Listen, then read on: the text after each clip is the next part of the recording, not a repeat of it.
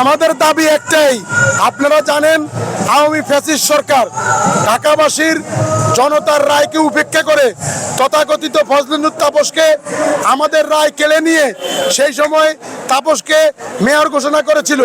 কিন্তু এই ঢাকাবাসী, ঢাকা মহানগর দক্ষিণের লোকজন সেই রায়কে প্রত্যাখ্যান করেছে।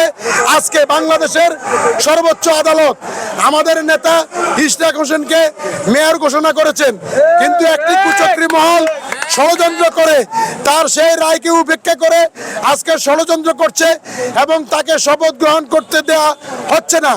আমরা ঢাকাবাসী মেয়র ইশরাকের দাবি আদায়ের পক্ষে আমরা আজকে ঐক্যবদ্ধ। আমাদের সংগ্রাম চলছে, চলবে যতদিন পর্যন্ত ইশরাককে শপথ গ্রহণ করিয়ে তার হাতে ক্ষমতা বুঝিয়ে দেওয়া না হবে, ততদিন পর্যন্ত আমরা এই ঢাকা দক্ষিণবাসী রাজপথে আছি, রাজপথেই থাকবো ইনশাআল্লাহ। ইশরাক হোসেনের বাবা সাদেক হোসেন খোকা এই ঢাকার উন্নয়নের রূপকার। ইশরাক হোসেন জাতীয়তাবাদের শক্তির প্রতীক। ইশরাক হোসেন রাজপথের পরীক্ষিত সৈনিকদের একমাত্র প্রতিনিধি। কাজেই ইশরাক হোসেনের নেতৃত্বে এই ঢাকা দক্ষিণবাসী ঐক্যবদ্ধ। সেই কারণে আমরা আজকে মেয়র ইশরাকের জন্য রাজপথে যুদ্ধ ঘোষণা করেছি ইনশাআল্লাহ। আমরা এই বর্তমান সরকারকে বার্তা দিচ্ছি একটাই, যে বাংলাদেশের সর্বোচ্চ আদালত যখন রায় দিয়েছে, জনগণ যখন ইশরাক হোসেনকে ভোট দিয়েছে, বার্তা আমাদের একটাই, ইশরাকের হাতে ক্ষমতা বুঝিয়ে দিতে হবে। ইশরাক হোসেন আমাদের এই আন্দোলন সংগ্রামের প্রেক্ষিতে যখন দায়িত্ব বুঝে পাবেন, তখন এই ঢাকাবাসীর উন্নয়ন করবেন, এটাই আমাদের তার কাছে প্রত্যাশা।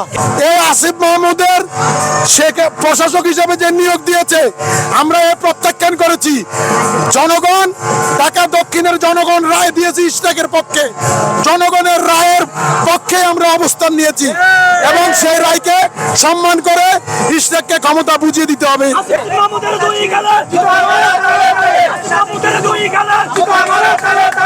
বাংলাদেশের স্বাধীনতা সার্বভৌমত্বের একমাত্র প্রতীক আমার আদর্শের নেত্রী, বাংলাদেশের 18 কোটি মানুষের নয়নের মণি দেশনেত্রী বেগম খালেদা জিয়াকে বিগত ফ্যাসিস্ট সরকার মিথ্যা বানোয়াট মামলা দিয়ে কারারুদ্ধ করে রেখেছিল।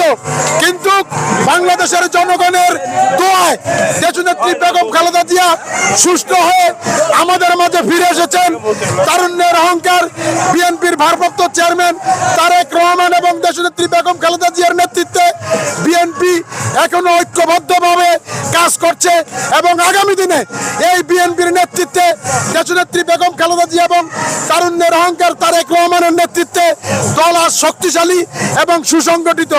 ইনশাআল্লাহ আগামী দিনে জনগণের রায় নিয়ে, জনগণের ভোটের মাধ্যমে বাংলাদেশের জাতীয়তাবাদী শক্তি আবারও সরকার গঠন করবে, এদেশের মানুষের দুঃখের অবসান ঘটাবে, সেটাই আমরা আশাবাদ ব্যক্ত করছি। আমরা এই সরকারের উদ্দেশ্যে বলতে চাই, আমরা পর্যাপ্ত পরিমাণ সময় দিয়েছি।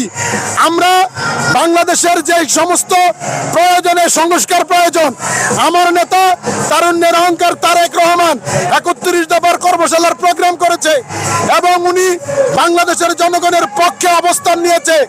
আমরা চাই আগামী দিনে নির্বাচনের মাধ্যমে একটি গণতান্ত্রিক সরকার প্রতিষ্ঠিত হয়ে বাংলাদেশের মানুষের ভাগ্যের উন্নয়ন ঘটাবে, সেটাই আমরা আশা করছি। আমরা আগামী ডিসেম্বরের মধ্যেই এই সরকারকে নির্বাচনের তারিখ ঘোষণা করার জন্য জোর দাবি জানাচ্ছি।